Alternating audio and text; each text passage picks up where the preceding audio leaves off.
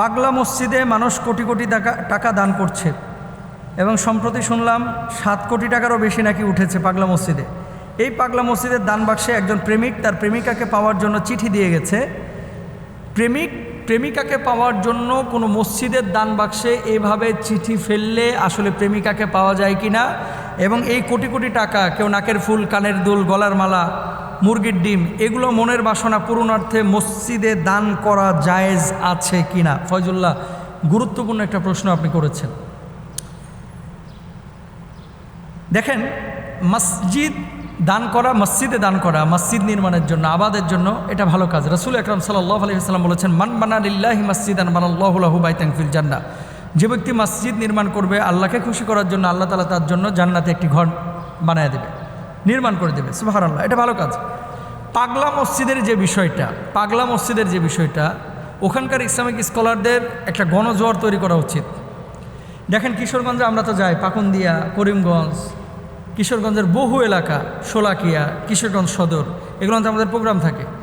এমন এমন মসজিদ আছে ভাই, বিশ্বাস করেন, ওই ফ্যান দরকার 15টা, এখানে ফ্যান আছে 3টা, লাইট মনে করেন দরকার 5টা, ও লাইট আছে 2টা। মসজিদে মনে করেন কি বলবো, মাকড়সায় জাল পাইতে একেবারে 3 ইঞ্চি মোটা করে ফেলাইছে। কিশোরগঞ্জে এই সমস্ত মসজিদে মানুষ ঢালাওভাবে দান করে না, দান করে ওই এলাকার মানুষ গিয়ে আবার ওই পাগলা মসজিদে। উদ্দেশ্য কি?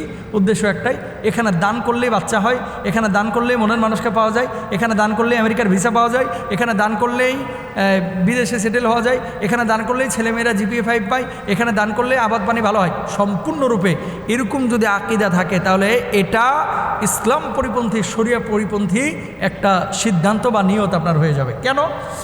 কুরআনুল কারীমে আল্লাহ সুবহানাহু ওয়া তাআলা ভালো এবং মন্দ সব কিছুর মালিক আল্লাহ তাআলা নিজে বলেছেন। আপনি যে বক্সের মধ্যে টাকাটা ফেলছেন, কারে দিচ্ছেন? আল্লাহরে দিচ্ছেন। তো যেই মসজিদে কোনো প্রয়োজন নাই সে মসজিদে আপনি কেন দিচ্ছেন? হ্যাঁ, সেখানে বিশ্ববিদ্যালয় হবে, তো বিশ্ববিদ্যালয় যে সেখানে হবে, সেই বিশ্ববিদ্যালয় কি আপনার বাড়ির পাশে আপনি বিশ্ববিদ্যালয় না হোক একটা স্কুল করতে পারেন না? মানুষের আকীদাগত ত্রুটি এতটাই এখন আমাদের পরিলক্ষিত হচ্ছে, এবার এদেশের মানুষের ধর্মীয় আবেগ বেশি, ধর্মীয় জ্ঞান খুবই কম।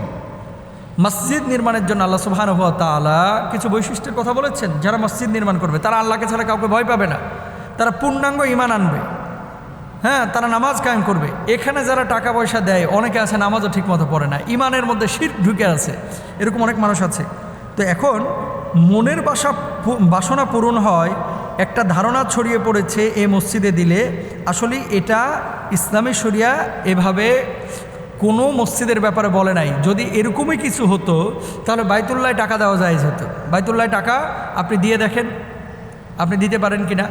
হ্যাঁ, রাষ্ট্র চালাচ্ছে দেখা এখন প্রয়োজন নাই, কিন্তু আল্লাহ রাসূল সাল্লাল্লাহু আলাইহি সাল্লাম যখন মসজিদে নববী নির্মাণের জন্য গিয়েছিলেন, এই যে হিজরতের পরে মদিনা মুনাওয়ারায়, নবীজিকে ফ্রি ওই জায়গা দিতে চেয়েছিল। জায়গার যে মালিক মসজিদে নববীর, উনি বলছে, ইয়া রাসূলুল্লাহ, আপনি মসজিদের জন্য জায়গা নেবেন, এই মসজিদের টাকা তো আমাদের প্রয়োজন নাই। আল্লাহ রসুল, আমরা এমনি এই জায়গাটা আপনাকে দিয়ে দিলাম মসজিদের জন্য। আল্লাহ রসুল ফ্রি কিন্তু মসজিদের টাকা মানে জায়গা নেন নাই, বরং অর্থ দিয়ে তারপর মসজিদের জায়গাটা নিয়েছেন। তো মসজিদের কিছু আপনার নিয়ম নীতি আছে। মনের বাসনা পূরণের জন্য আপনি আল্লাহর কাছে চান, মনের বাসনা পূরণের জন্য আপনি সাধারণ দান করেন, মনের বাসনা পূরণের জন্য আপনি আল্লাহর কাছে বলেন। কিন্তু একটা মসজিদে যেখানে হিন্দুরা যাচ্ছে, খ্রিস্টানরা যাচ্ছে, বৌদ্ধরা যাচ্ছে, প্রত্যেকের টেন্ডেন্সি হচ্ছে এখানে টাকা দিলেই মনের বাসনা পূরণ হয়ে যায়। এরকম চিন্তা চেতনা কোনোভাবে ইসলাম অনুমোদন করে না। এখান থেকে আমাদেরকে বের হয়ে আসতে হবে।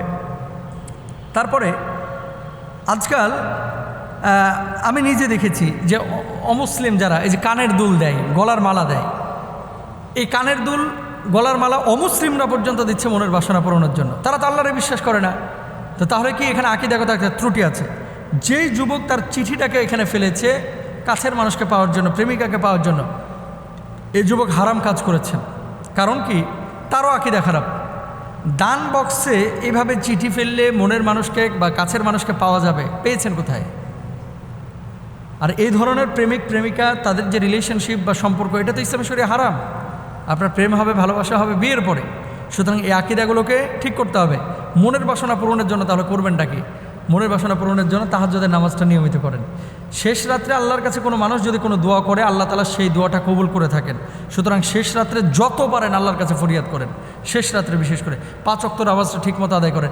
নামাজের খবর নাই, রোজার খবর নাই, পেশাব করে পানি নেয় না, এসে দান বাক্সে টাকা ফেলতেছে।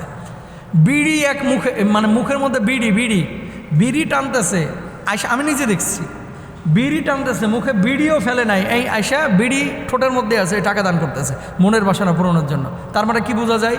মসজিদের আদব সম্পর্কে তার ধারণা নাই। যেটা মসজিদের আশপাশে বিড়ি খায়, গেটের সামনে এসে মসজিদের দান বাক্সে টাকা ফেলে, মুখ থেকে বিড়ি ফেলতে পারে না, আর যাই হোক এটা আল্লাহর প্রকৃত বান্দা হতে পারে না। সুতরাং এই ধরনের কুসংস্কার থেকে আল্লাহ তাআলা হেফাজতে রাখুক।